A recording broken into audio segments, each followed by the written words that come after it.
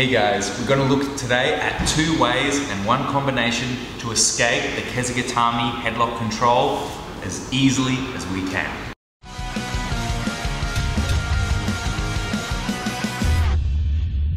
Hey guys, getting stuck in headlock control sucks. This is a position some people will call like a scarf hold or a Kezigatami. It really just depends on the school and what terminology they choose to use. But either way, good jiu-jitsu guys, good wrestlers, and good judoka are all very good at this position. And it really sucks, all right? In my school, this position is popular, so we've become quite good at escaping it. But I've seen this position done from my students to other students in competition, and they can't get out. They'll end up sometimes even tapping to the pressure. So let's have a look at this position and what we're gonna do to get out of it, okay? So if I'm here and my partner has me in a Kezigatami position, so he's got my head, he's grabbing the inside of his leg, he's got his leg towards in line with my spine, and he's got holding onto my tricep here.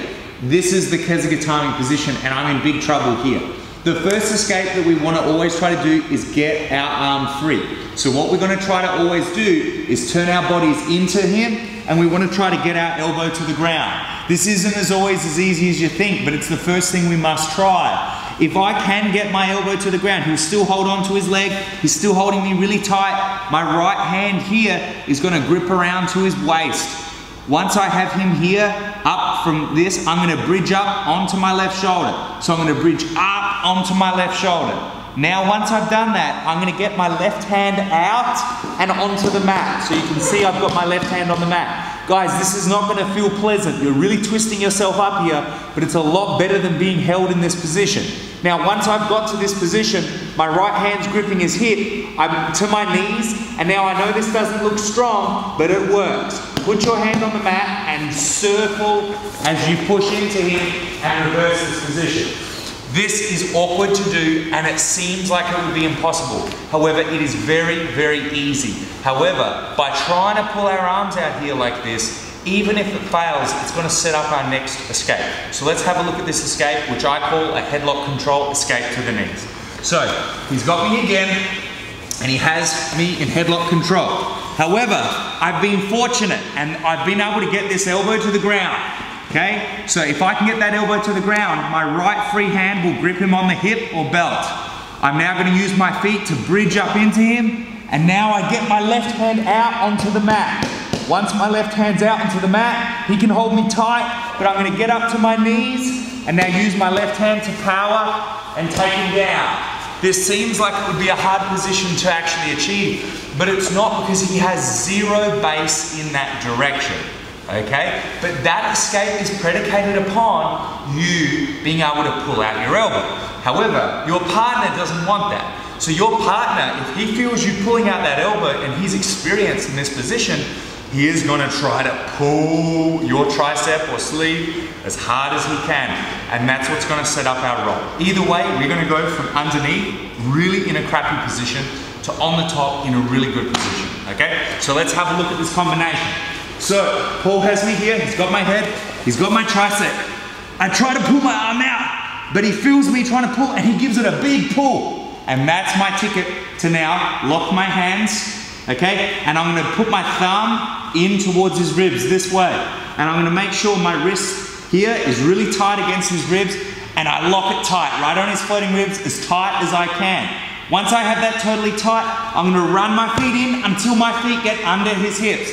That might take you 20 seconds to feel that your hips are under his hips. Now I'm going to bridge him up, not to my 12 o'clock, but to my 1 o'clock. Okay, don't try to roll him. I'm not going to try to take him to 3 o'clock. I'm just trying to take him up here, just off center. And now his weight's off me, so I'm not going to tear my ribs apart when I roll him and get on top. So let's have a look at this position again. So I'm here. I want to do my first escape.